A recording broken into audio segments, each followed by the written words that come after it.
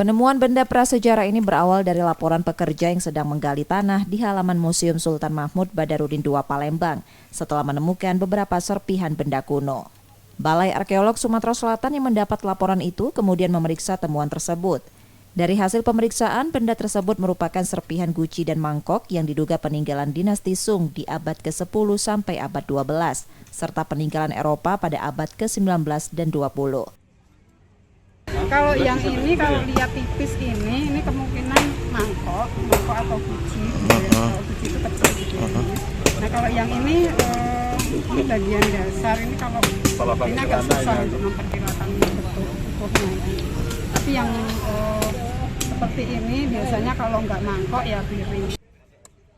Peneliti arkeolog masih melakukan penggalian di lokasi karena diduga masih banyak benda prasejarah di halaman Museum Sultan Mahmud Badarudin II Palembang. Yudi Kiswanto, Kompas TV, Palembang, Sumatera Selatan.